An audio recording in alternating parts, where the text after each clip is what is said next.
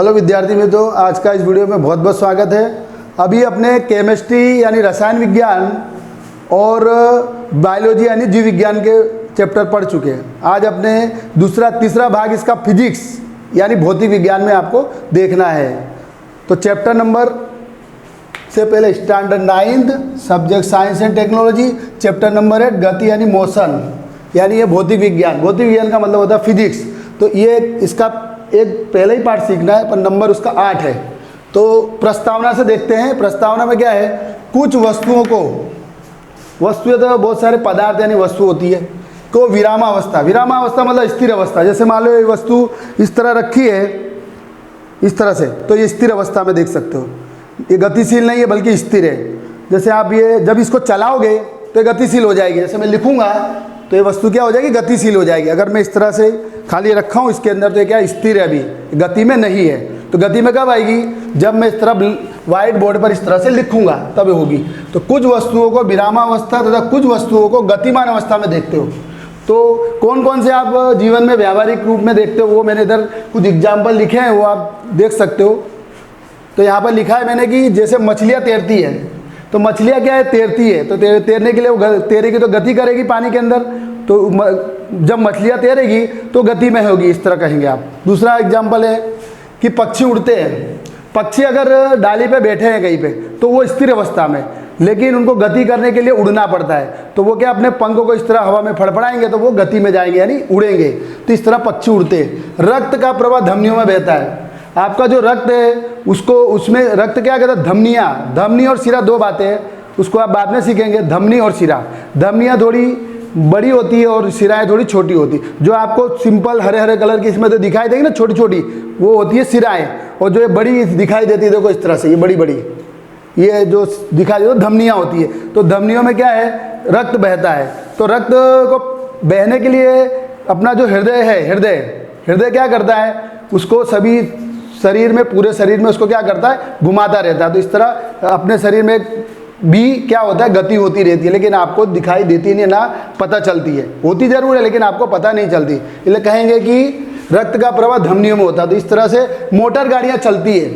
Motor गाड़ियाँ चलती है तो मोटर गाड़ियाँ स्थिर रहती है, फिर उसको चालू करो तो चलती है।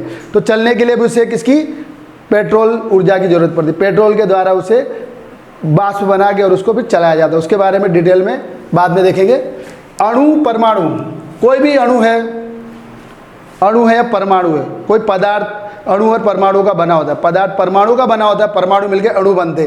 तो वो भी क्या होते, गतिशील होते, लेकिन आपको दिखाई नहीं देते। उसमें इलेक्ट्रॉन क्या होता है, अपनी कक्षाओं में गति करते रहते हैं। ग्रह, तारे और आकाशगंगा सभी गतिमान हैं। ग्रह तारे 10th में इसमें व्यवस्थित सीखोगे इसके बारे में। ग्रह, तारे और आकाशगंगा सभी गतिमान है। तो ये सब क्या गतिशील रहती है। अब इसमें अपने एक परिभाषा पे आ जाएंगे कि गति है क्या। आखिर अपने गति के बहुत एग्जाम्पल लिए, उसको समझा भी, लेकिन गति अर्थ उसकी परिभाषा किस तरह लिखोगे। परिभाषा में ये तो इसके उदाहरण हुए, लेकिन ये नहीं लिखना आपको। परिभाषा लिखी है, देख सकते हो। गति, जब वस्तु समय के साथ अपनी स्थिति को परिवर्तित करती है। जैसे वस्तु ये है, इस तरह से स्थिर है। अब ये समय के साथ, यानी समय जब बढ़ेगा आगे तो आप इसको लिखोगे, इस तरह क्या करोगे, लिखोगे। पहले आप मान लो कि अभी आपकी वस्तु शून्य समय पर है, जब इसे नहीं चला रहे हो, लेकिन जब ये आप चलाओगे तो आपने कितने समय तक चलाया, समय भी देखा जाएगा। यानी जब वस्तु समय के साथ अपनी स्थिति को परिवर्तित करता है, यानी अपना जो स्थिति है उसको बदल देता है, विरामावस्था से गतिशील अवस्था में आ जाता है, तो उसे गति कहते हैं। तो जब वस्तु समय के साथ, जैसे कोई वस्तु गतिशील है तो जब वो खड़ी रहेगी तो उस समय 0 माना जाएगा, लेकिन जब उसको आप चलाओगे तो बोलोगे 1 घंटे में इतने किलोमीटर चली, तो समय के साथ वो गति करे, इस तरह कहोगे। तो उसकी गति को परिवर्तित करता है, मतलब स्थिति को परिवर्तित। जब वस्तु समय के साथ अपनी स्थिति को परिवर्तित करती है तो ऐसी अवस्था को गति कहते हैं। परिभाषा में अब इसके कुछ उदाहरण देखेंगे, जो आपको उसमें गति का उदाहरण पूछा तो उदाहरण भी दिखा दो। चलो इससे आप उदाहरण देखेंगे। चलिए तो फिर अपने उदाहरण देखते हैं। इसके परिभाषा क्या थी वो देख के फिर उदाहरण देखेंगे। जैसे परिभाषा थी आपकी, जब वस्तु समय के साथ अपनी स्थिति को बदल देता है, परिवर्तित कर देता है, तो उसे अवस्था को गति कहते हैं। इसके लिए अपने समझने के लिए 2 उदाहरण लेंगे। मैंने पार्ट 1 और पार्ट 2 2 उदाहरण रखे। तो पार्ट 1 में आप देखोगे कि यहाँ पर एक बस है, स्कूल बस है।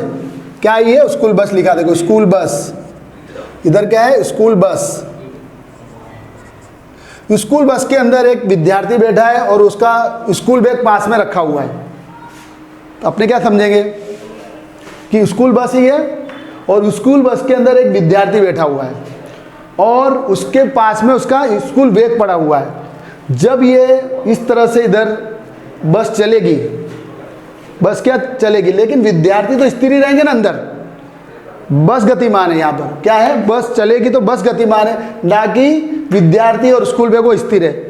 अब विद्यार्थी क्या करता है कि बैग को देखता है और बाहर की वस्तुओं को देखता है, जैसे पेड़, घर वगैरह को। तो उससे क्या नजर आता है कि ये बैग तो स्थिर है लेकिन ये सब गतिमान दिखाई दे रहे हैं। बाहर की वस्तु आप खिड़की में से देखोगे तो आपको वस्तु स्थिर होगी, तभी वो क्या थी, गतिशील दिखाई देगी।